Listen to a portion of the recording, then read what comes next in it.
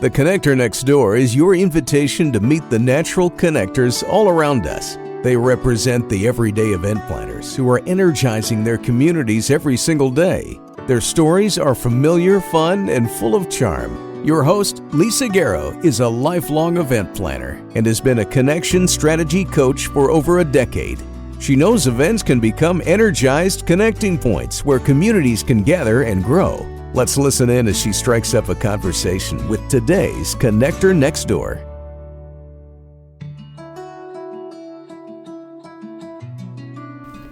Wakefield Brewster, the Lyrical Pitbull, is a proud professional poet and spoken word artist. Since January 1999, Wakefield has been known as one of Canada's most popular and prolific performance poets. He's a Black man born and raised in Toronto by parents hailing from the island of beautiful Barbados, and he has called Calgary home since 2006. He believes poetry is a way of bringing people together. Wakefield says one of his greatest presents to the world is bringing a poetic presence into places where people don't expect poetry to be. In this age of information and sharing stories, Wakefield believes in the power of language and in this artistic form to have a live expression of these stories. He believes that poetry can create a safe place for people to connect. These days, Wakefield is everywhere, but it was a gift to slow down, have a seat on his virtual couch, and discuss how connection is built through poetry, and hear more about the passion he carries for the spoken word and its unifying nature.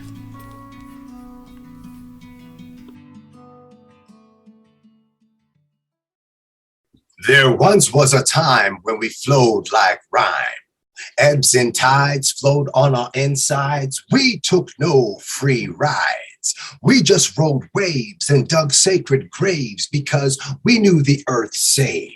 And when we dropped to our knees to drink at our seas, shores, eventually we ended up creating seesaws. As we gazed into the depths and only saw the surface, the face of folly to come. We drank our own reflections with gluttonous vanity, gulped down gallons with thirsty profanity, draining drops like three-pointers, pollute and then shooting to the earth a dirty needle. The sewers beneath are the burning veins of acid rains. Sludge and sickness pumped through pipes. Walkerton walked in medical plights. It blacked out some lights, then led to court fights. And while the poor fight for it, the rich want to store it. We'll make you pay. We'll make you pay. The flow of H2O we gon' keep on the stay locked up. They ain't gonna die for the supply be stocked up. So damn your creation of the Canal Suez and neglectful flex on the Exxon Valdez because oil and water, they just don't mix. But slicks and puddles gives kids' heads tricks. They think that it looks pretty. You see all the colors? Now they can finally touch a rainbow and make it dance like a beautiful woman. But once again, the image of life is washed away. Back to murky and muddy waters, our oceans sing the blues. Environmental channels hype to bring the bad news that we're all gonna lose. And I'm getting too confused because I used to drink my water from a bottle. I heard the vehicle of pollution was choking on the throttle. Then a rumor went about I could just not believe. I spelled Evian backwards and found I was naive. My gut is on the grieve. Believe you me, I'm enough pain, G. I first thought I contracted ileitis or colitis, but from the water cooler, I drank gastroenteritis. You see how Mother Nature spite us? She did it, she done it, and she'll do it once again. She'll fool us into thinking we can cheat our fated end, for we put the pain in her reign and then showered her with disdain. disrespect. And we gon' thirst worse unless we get this all in check, because when the oceans all evaporate, we can't make juice from concentrate. No fluid moving up and down in the locks. No creamy whipped potatoes from my cardboard box. We are damned and doomed ourselves a drunk and dry demise in the stretching of the skin and the bulging of the eyes, because nobody tries. We'd rather drink lies. We hold fast to mistakes of the past, latch to the ludicrous and not liquid life, because we can't let go. Forget what you know. We've forgotten how to flow like water. Wakefield, Lyrical Pitbull, is with me today. Welcome everyone to the Connector Next Door, and what a gift it is to have you here with me, Wakefield. Thank you so much for what a way to start today. Thank you, Lisa, very, very much for having me. It's wonderful to be in your presence again. It's been some time, and I'm really happy to be doing this co-creation, collaboration, this connection with you. Thank you very much. So Wakefield, when I asked you to come on this podcast, I have been, we haven't connected for a while, but I have been watching how you have been bringing people together in parks, in venues, on Zoom. You said you are loving this new virtual world. I am all about connection, and everything I see you doing. Even you did a post the other week, must have been last week. You were actually doing a Zoom class for students. Connection is what you're all about. And I am so glad that we get this chance to talk about what connection means to you today. Thank you so very much. Let's see. You do see me gathering people all of the time, and it is always centered around the humanities, specifically poetry and the arts. I am a professional poet and spoken word artist, and that is my first real presence in this big wide world. Most people know me as that poet, and I'm happy with that. I am very proud to be a professional poet and spoken word artist, but I've grown in that world, and I've become a professional poetic interpreter. I've gotten a lot of acclaim with competitions and slams, and there's a lot of accolades out there, but the greatest thing is poetry can bring people together. One of my greatest presence to the world is bringing a poetic presence into their world.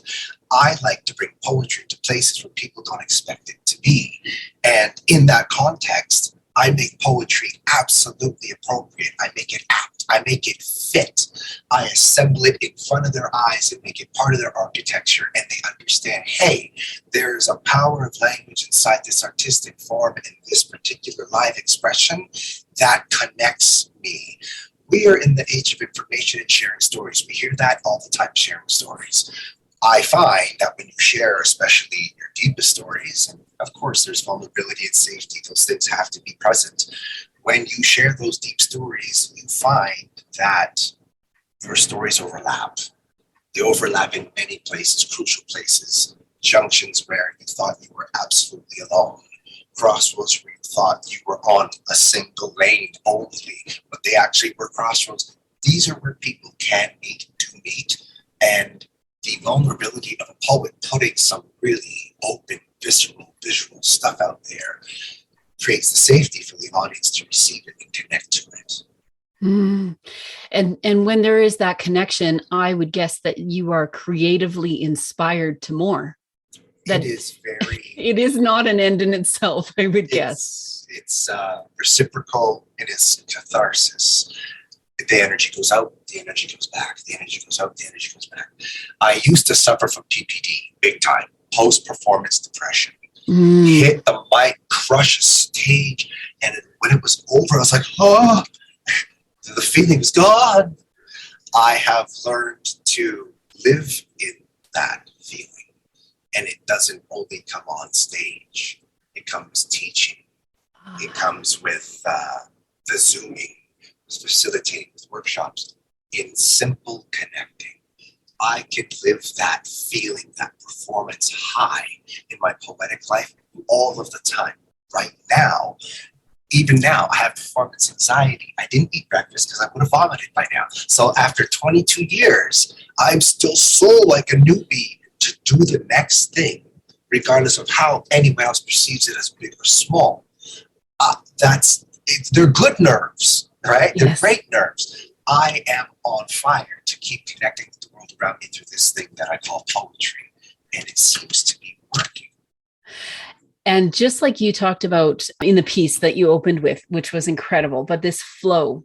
So you're on fire, but you're also in that flow that I think is so beautiful. You're able to really move people with you. We have known each other for a couple of years already. The flow in how you show up and what you're hoping to bring to the world. Let's start there. And then I'd love for you to tell us a little bit about the piece that you opened with. But when you think about connection, what does that mean to you in the context of you as a poet? And when you're talking about that give and take that's happening with the audience, tell us a little bit about what connection means to you. When you look out, let's say it's an audience where you can actually see the faces. When you see the faces and they see you, every time you look out, there is a face that is connecting with you. When you say something that is quite heartfelt and you know it, it's a line, you know it's a big line because it hurt you when you wrote it. You're still bleeding. And then you say it, when you see people go, when you see that sometimes, there's that connection. Of course, I'm relying on what humans always rely on, our eyes. How about how it feels on the skin? There are times where I am performing and it's that second of split. I split away from the performance me. I literally look around and no one looks different. There's no aliens. There's no lizard people. But everyone feels. I can feel everyone. There is a real energy out there. There are times where you feel it and you almost can lose yourself in the poem because you can feel it in the room. They're actively listening. They're connecting. Some of them are starting to open up a few old wounds through these pages. They're getting paper cut as you're going through with this poem. You're doing the job. They're feeling it. I have had people weep a little in the crowd and tell me that brought me to tears because, and there's a connection there. The greatest indicator sometimes is when I'm up there, and at times I close my eyes because I get in the groove and it just happens. And when I open them, it's almost like a different room. They're so with me, but it's a feeling. It's nothing I can see. It's a feeling, and it cloaks you, and you know that you're all there. Yeah. And it's something that you had said that you are living there. If people could see your arms moving, and I know this is just audio for all of you out there, but the emotion and the motion of what you're creating and this back and forth that's happening, a lot of people either don't allow themselves to go there or don't have the opportunity to go there or to hear something and be open and compelled enough to feel it. You have this gift, I believe, where people are receiving what you're saying, and you do it in a way where either you're telling your story or you're telling something that is true to you, but in a way where you're inviting people into that there's a welcoming to not just what you're saying and to be watching what you're saying, but to internalize that and really engage with you in the moment, whether they believe it to be true or not. They're engaged with you in the moment. I love what you just said, whether they believe it or not. You just earlier said welcoming. There's a welcoming to how I do this. Lisa, I don't know all of the answers of how I do everything or how I learned to do them. So I'm sorry for the gaps. But in the journey of 22 years of doing this live, I didn't get it right away, of course. On the way to getting it, I've led quite a life, a colorful life. So to make it short and then move on, addiction and alcoholism can give you a very colorful life, as well as mental illness that you're unaware of. That's a big ball of wax. And when I started to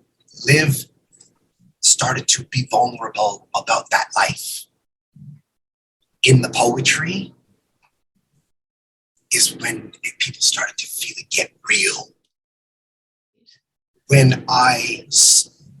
the life got so intense that the intensity also came into the poetry.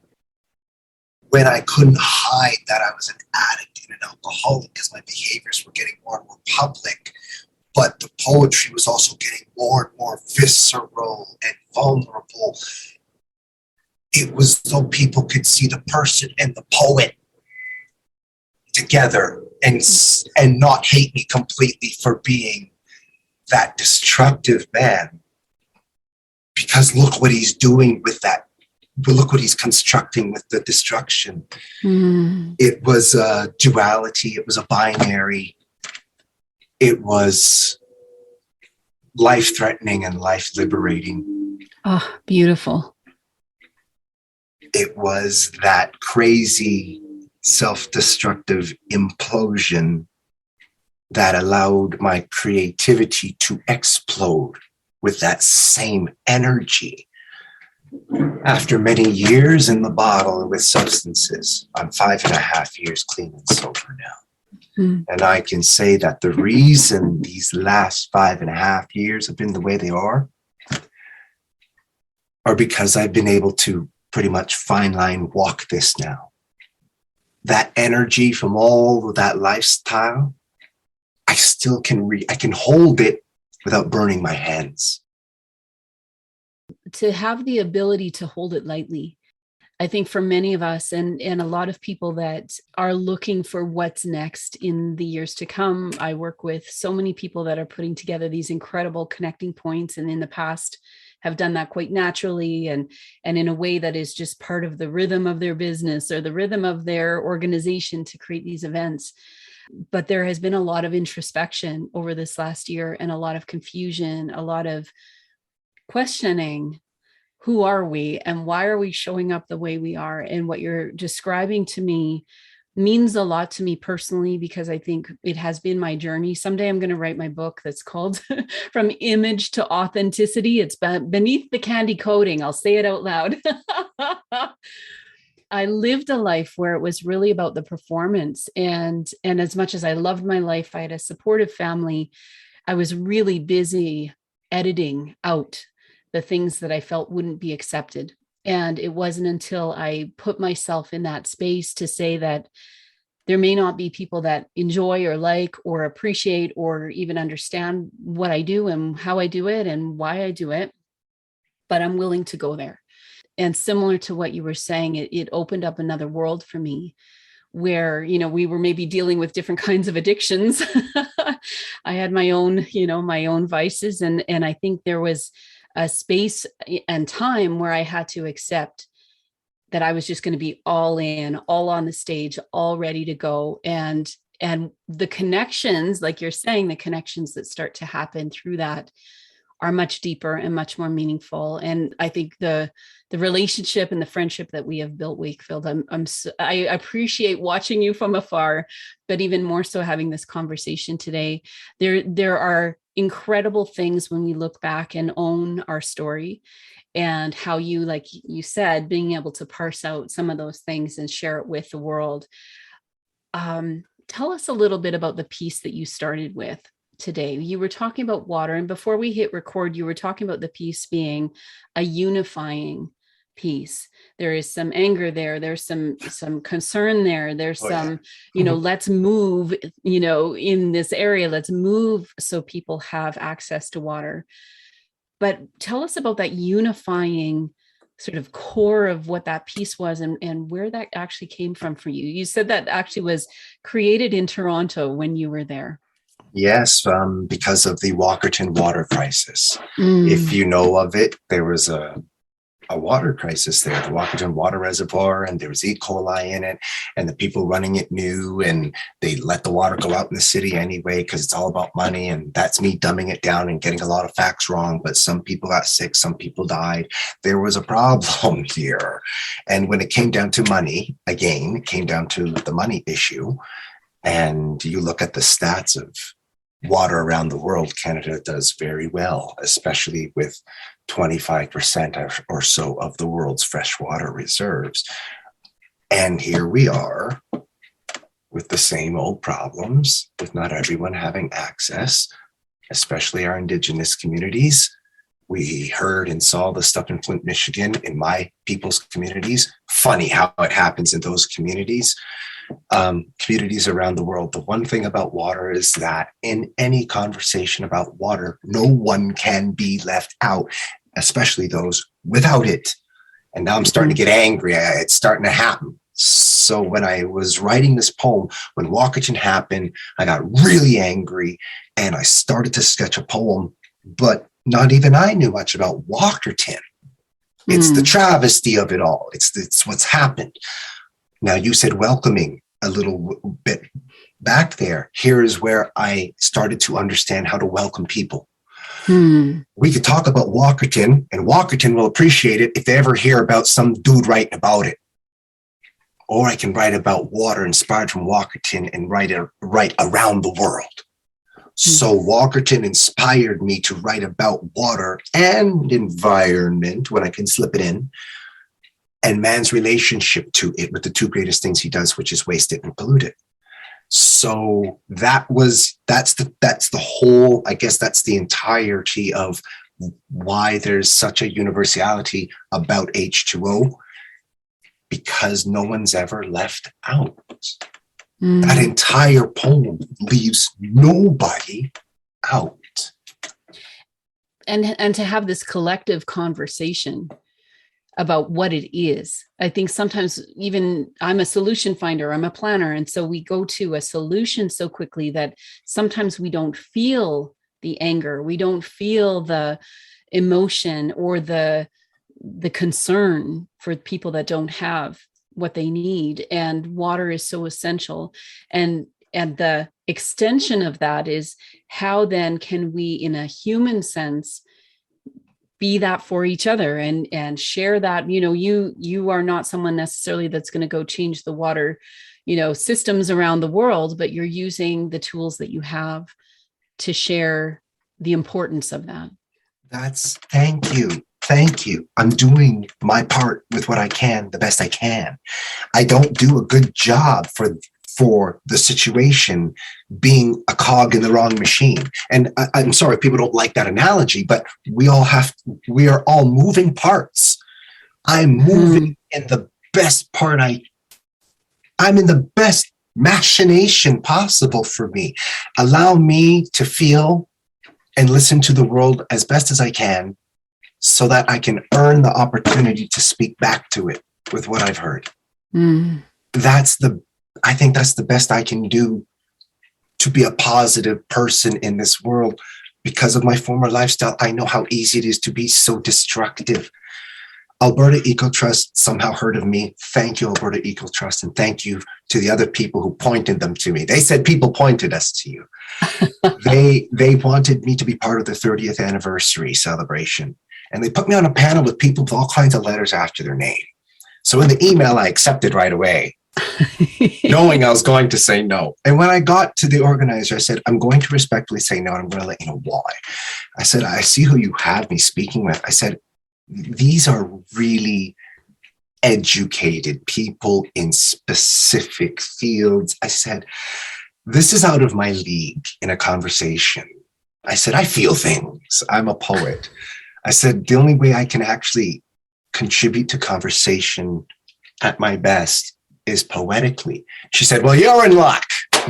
She said, we want you to create a new poem to commemorate our 30th year anniversary, because We're Alberta Eco Trust. We've been here 30 years. What do you think it was like here 30 years ago? How many people in a BIPOC community do you think were part of Eco Trust 30 years ago?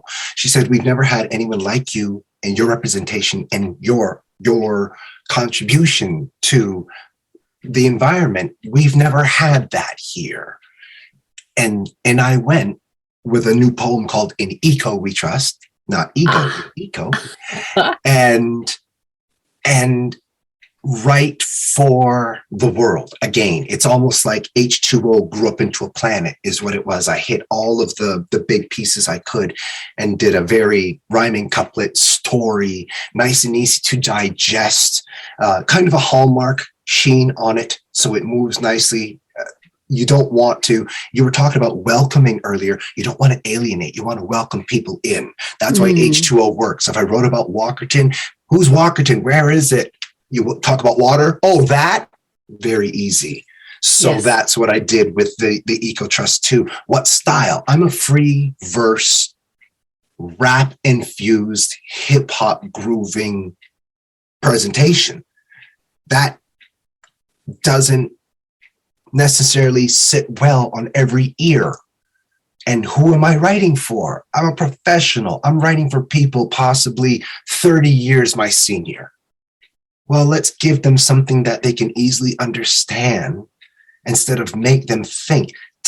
You can engage and entertain so people can be educated. So you use the right method of poetry too for the right crowd to get these things through. And I've learned to do that.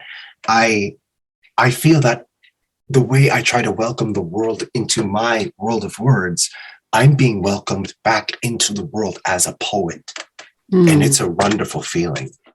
And you know what I see too is that you're not watering anything down. You're not changing who you are. You're not bringing something to them just so they can digest it. But the connection, and when we talk about what connection means to you, you're describing it so beautifully in you are coming as you're showing up as the person that is the bold, the strong, the poet that is willing to go there, but also with grace and love and all of those things that bring people together. I think when we look in on that and we're invited into that, I think we start to awaken that in ourselves. And how do we start to do that with each other? One of the questions I love to ask is what would that mean in the world if we were interacting and taking some of the lessons that you've learned on communicating and connecting with others? What would that look like if the world was really in that space of welcoming and engaging and educating, as you're so beautifully describing it? Here comes some woo-woo from Wakefield. This is how I feel. When it comes down to poetry and me putting it in every place that it is allowed, this is how I feel about why. Poems are short stories, and we're into sharing stories. And I like to believe that if you're writing, especially from the heart, from the soul, from the pain, whatever, these stories simply start connecting, as we said earlier, because you share a little bit of your story and you realize the overlap and people start feeling connected. Okay, so really this poem, which is a short story, becomes a form of communication. You've got a bunch of people out there who are going to listen to you talk for 3 minutes and 10 seconds and not interrupt you. So this is a form of speaking. This is a form of communicating. Now, before fists are thrown, swords are drawn, guns go off, bombs are dropped, words are spoken. Every time. My greatest example is look on the hockey rink. Boom, guy takes a hit, a dirty hit. He gets up. And what do? Start doing that circular dance, talking it before they start throwing. Every time. Before it happens, words happen. Every time. Wars, things get signed. Words get spoken, things get signed. Things get typed, things get texted, whatever. Before bombs go off, there's a communication.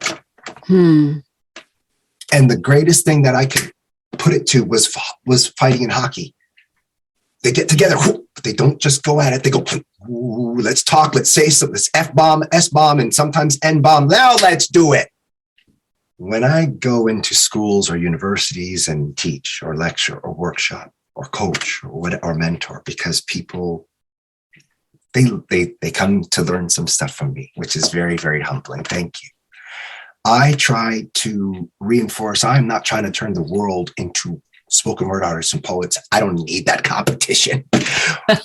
What I'm hoping is that those who do wish to truly engage with me because of what I do with words, and they'd like to be able to do more with words themselves, maybe they won't become poets. Maybe they will, maybe they won't. But their language is going to change. It's going to change in purposeful intent, in purposeful and in ways with intention behind it, and a whole bunch of unconscious, subconscious, unnoticed ways. Their language is going to change if they take to working with me for some amount of time where they feel, I learned some stuff. I'm sure you did. I'm sure you learned some stuff we can see. But it's changed the essence of your speech, which changes the essence of your communication. You're now going to take creativity and nimbleness, learning how to pick some words that might be a little more appropriate quickly. As you're about to say happy, joyful comes out, you're going to be able to do things automatically. Like martial arts, you learn these rigid and flowing movements. You learn to put them together, but in an actual combat, you don't telegraph any of it. Automatically, you start moving. That's what it's supposed to do. That's what I'm doing. I'm giving you verbal martial arts so that when you open your mouth, you don't have to fight anybody. It's an incredible space you're suggesting we can live in. And I think you've seen it. I think you probably, from the way that the passion that you were describing, what that can look like when we start intentionally choosing our language, intentionally showing up, and what does communication actually mean, the impact it can have, or how it can take things off the rails, or how it can create damage in the world, and being honest about that, and not just saying, well, this is how I feel in the moment, so I'm going to say whatever I'm going to say, and I'm going to do the circle because that's how I feel. And we, I think, give ourselves permission to go there because we feel like that's going to get it out.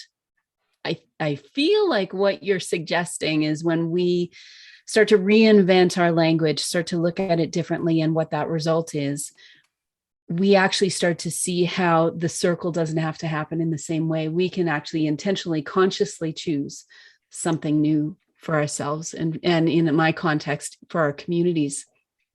And you are literally giving me all the feels and the chills today, because I know that if our world and the people in the world and our people in the communities, when we talk about the connector next door, it's really about the reality of somebody, how they live, how you live, Wakefield, and how we can learn from that. And if we can take a little bit from this conversation today and put that into motion with the people around us, test it out. Like if you're feeling like you're in that space and you're going to, whether it's figuratively or literally, circling and using language as a weapon to start, how can we actually turn that into something that heals our world, changes our world, allows us to see things as they are so they can change? Beautiful. I do believe it's happening. I didn't start that movement. It didn't begin and it doesn't begin, it doesn't end with me. But when I'm running my leg of this with others, mine is of the poetic kind. And I feel that because I get a chance to wrestle with the words, to turn them into these analogies, metaphors, similes, images, that's why I believe I love poetry as well. I have made my end of the conversation absolutely as perfect as I could for you, all of you. This is as perfect as I can say this, as crazy as it's going to come out. This is as perfect as I can say this. And I realize I can't speak to all of you at once. I have realized that when you speak publicly, that you're not supposed to, the intention is not to hit everyone with everything the entire time. That's impossible. People are too complex.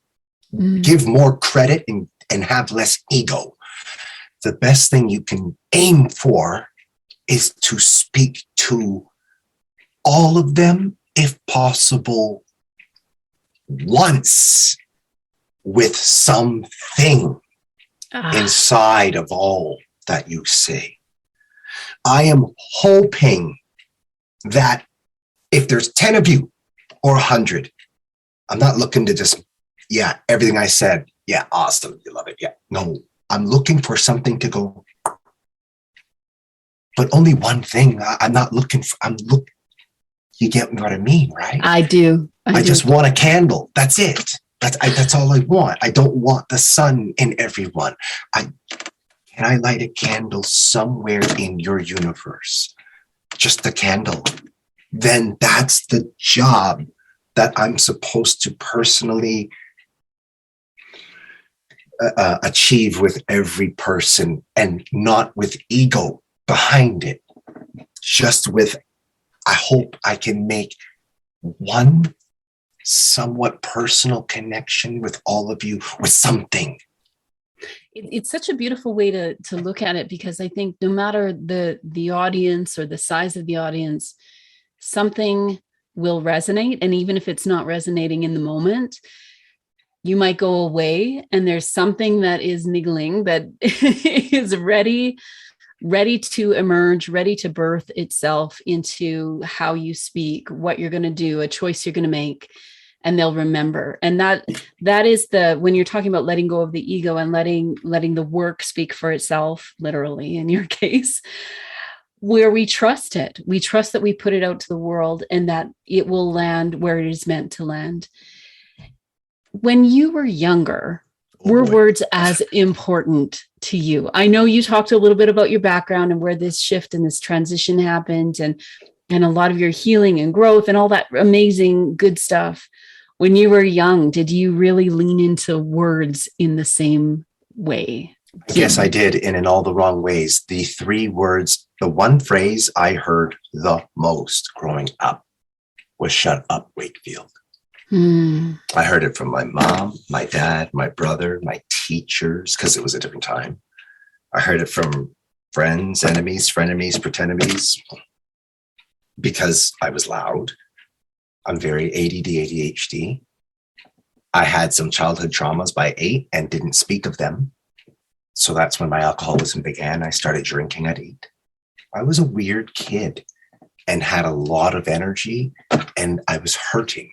I didn't even know I was in pain. It's weird. I can only actually identify with it being painful now that I'm in recovery, an acute state of recovery. I'm like, holy, didn't anyone see that I was in pain? Didn't anyone notice this kid was in pain? I walk into classrooms now. I'm not a psychologist. I'm not a doctor. I'm not a teacher by profession. I am nothing but a poet and spoken word artist. However, after being in classrooms and seeing the world change in front of me and being one of those students, I can walk in a classroom and feel those students and connect with them right away. The ones who are shut down, the emo, the goth, the whatever you want to label them, the non-neurotypical. I can feel them. It's like there's a halo around each of them, and they can see me because they can be shut down. I just had a student who hasn't done anything in 5 months. She called me after and said, the kid is writing. Now, I don't do magic, but there's something about me being that kid that I can still feel, hear, see. He's still here and he's not going away. And the reason is so I can find that kid and help that kid. How? With all I got, poetry, man, words. I'm going to help this kid with words. At the very least, this kid's going to be able to say something when they really need to say it. And exactly how you said earlier, that you're balancing this feeling that there's so much, like, where do you even start to have a voice, and then embracing the voice, owning the voice, and not being shy to step up. What a gift not just to students, but I'd say a lot of adults out there too, that are really struggling to really know, how do I invite my old self, that we tell those stories of over and over of what's been told to us, but to use your words. It's so incredible how you are able to bring this around to not just your own world and to have the impact that you're having in your own world, but that this can be available to anybody, which is incredible. And I don't know if you're willing to go here as well, but I know when we invited you for one of our Moments magazine launches that happened, now I won't even remember the date. It's in the South. the last 2 years have been a bit of a blur. You had an opening piece that you had shared with us that it was really based on your story. Would you be willing to end our time sharing one more piece with us, and that one specifically, if you're open to it? I am. This piece is called I Can. And this piece is a lot about my getting through, especially school, because that's your world as a kid. It's just like the adult world for X amount of years. That's your job. Mm-hmm. So I went to this job for 13 years, whatever it is that you're in school, and 16, 18 years. And I basically told it in a fast forward way how difficult it kind of was. And then, yay, I triumphed. However, that's the story to carry something. And the carry is this. When you begin to live a life of conviction, who you're going to be, what you're going to do, and nothing's going to stop you. You will hear that you can't. And I like to use that phrase, family, friends, enemies, frenemies, pretend to be strangers, doesn't matter. The world is full of negativity. It's just how it is. And people like to share that often. And they often like to kind of put a kibosh on a person who's about to or making movement. Mm. Now, I'm not going to call anyone evil and label them or whatever, but that's what happens. And I want people to remember that, especially in this time of feeling disempowered, a lot of people feel disempowered. When you decide what it is, what you want to be and what you want to do, and hear that you can't, please remember that you probably can and probably should. Mm. So this poem is called I Can. And I hope everyone can find their own self-empowerment, because power over oneself is power over your universe. After a decade of delivery on the MIC, unbelievably, people still asking me, what can you do with poetry? That question used to make me angry. It used to get me hot. Now I tell them have a seat and ask them how much time they got. For you see, with poetry, I can duly dance down those same halls of learning where I once had the yearning to be a well-accomplished human with a 4.0, but my GPA was sadly way far below. I never got the knack of the educational flow. They made me sit still, so I stood still. I can confidently, comfortably cruise into classrooms where I was once coerced to create a captured, cornered mental state so I could clearly create a way to hate my own mind. By my educators, they were educators. They formed a form to form my formative years, tainted with intolerance and a tidal wave of tears that sailed all of my dreams away from me. For they likened my self-image with one of stupidity. It was all that I heard and all that I could see. I can now be free. Where I was once imprisoned by a mental prism, my errant splayed thoughts were like hot-colored rocks, endless ammunition for the slings of possibility, but impossibly. All of my targets eluded me, for I was living in the kingdom of couldn't be me. I couldn't see the lock, so I didn't need the key. And when they finally let me go, they said, "You don't know poetry. I can versify being victimized into a valiant victory. Verify that when you vilify, you eventually got to deal with me. The transformation was tremendous. I took the word stupid and I made it stupendous. I began to manhandle the land of language that languished in apathetic and anonymous anguish. I did decide to dissect and divide indefinitely, indubitably, what diction was doing to me. Stab a psyche with a simile, sometimes slip left of center, see, so as to step off into a soliloquy, hail the English alphabet with an oral atrocity. I can wear the face of mental agility, dispel the myth of dental fragility, and proudly embrace my so-called disability. ADD, ADHD, OCD, PTSD. Now I've made an acronymphomaniac out of me, and never once before have I so ever loved ME.